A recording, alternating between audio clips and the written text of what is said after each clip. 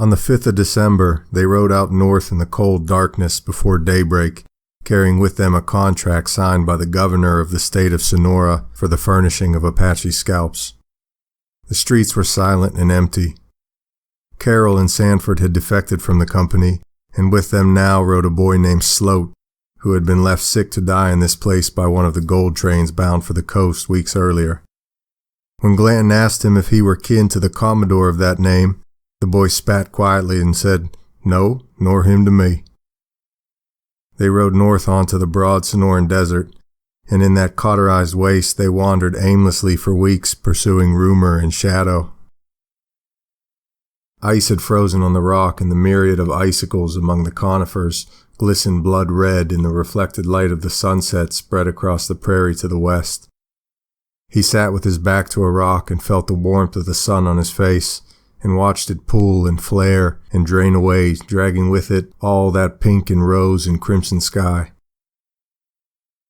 It grew colder, and the night lay long before him. He kept moving, following in the darkness the naked chines of rock blown bare of snow. The stars burned with a lidless fixity, and they drew near in the night until toward dawn he was stumbling among the windstones of the uttermost ridge to heaven, a barren range of rock so enfolded in that gaudy house that stars lay awash at his feet, and migratory spalls of burning matter crossed constantly about him on their chartless reckonings. In the pre-dawn light he made his way out upon a promontory, and there received first of any creature in that country the warmth of the sun's ascending. He slept curled among the stones, the pistol clutched to his chest. His feet thawed and burned, and he woke and lay staring up at a sky of china blue, where very high there circled two black hawks about the sun, slowly and perfectly opposed like paper birds upon a pole. In the distance before him a fire burned on the prairie, a solitary flame frayed by the wind that freshened and faded and shed scattering sparks down the storm like hot scurf blown from some unreckonable forge howling in the waste. He sat and watched it. He could not judge how far it was. He lay on his stomach to skylight the terrain to see what men were there, but there was no sky and no light. He lay for a long time watching, but he saw nothing move. When he went on again, the fire seemed to recede before him. A troop of figures passed between him and the light. Then again, wolves perhaps. He went on. It was a lone tree burning on the desert, a heraldic tree that the passing storm had left afire.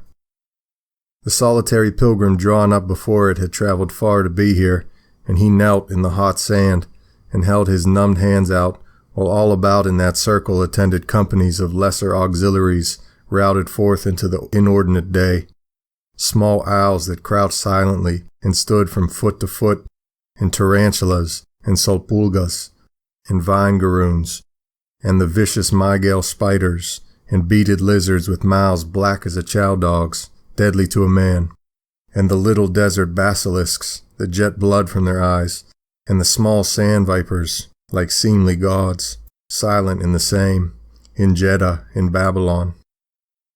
A constellation of ignited eyes that edged the ring of light, all bound in a precarious truce before this torch whose brightness had set back the stars in their sockets. When the sun rose, he was asleep under the smoldering skeleton of a blackened scrog. The storm had long passed off to the south, and the new sky was raw and blue, and the spire of smoke from the burnt tree stood vertically in the still dawn, like a slender stylus marking the hour, with its particular and faintly breathing shadow upon the face of a terrain that was without other designation.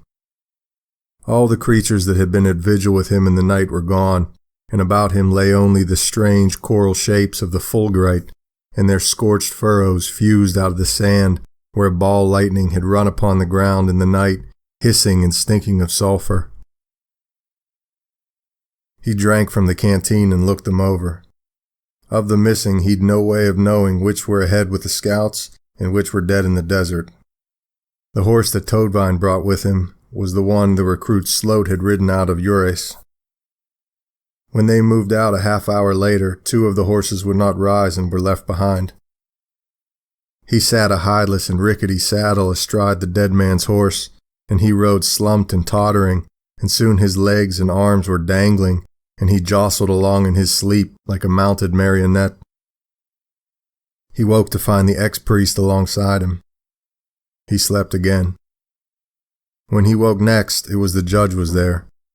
He too had lost his hat, and he rode with a woven wreath of desert scrub about his head, like some egregious saltland bard, and he looked down upon the refugee with the same smile, as if the world were pleasing to even him alone.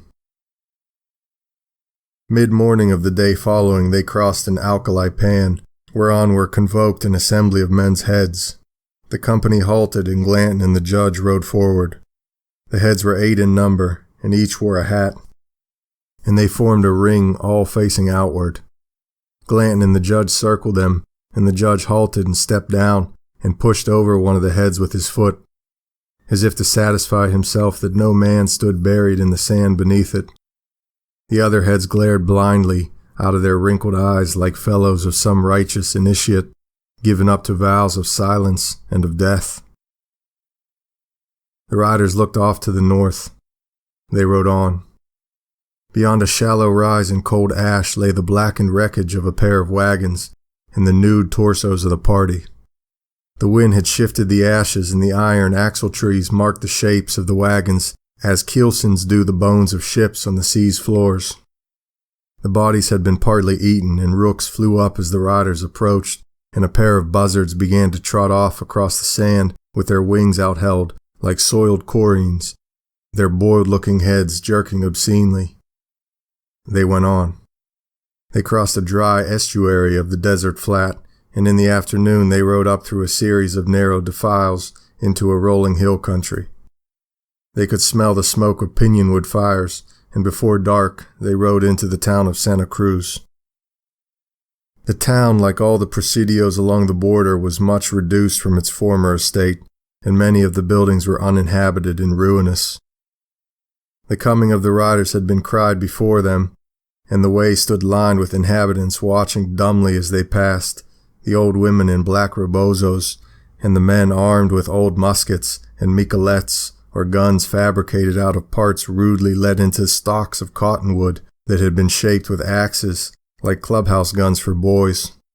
There were even guns among them with no locks at all, that were fired by jamming a cigarillo against the vent in the barrel, sending the gunstones from the riverbed with which they were loaded whizzing through the air on flights of their own eccentric selection, like the pass of meteorites. The Americans pushed their horses forward. It had begun to snow again, and a cold wind blew down the narrow street before them. Even in their wretched state they glared from their saddles at this Falstaffian militia with undisguised contempt.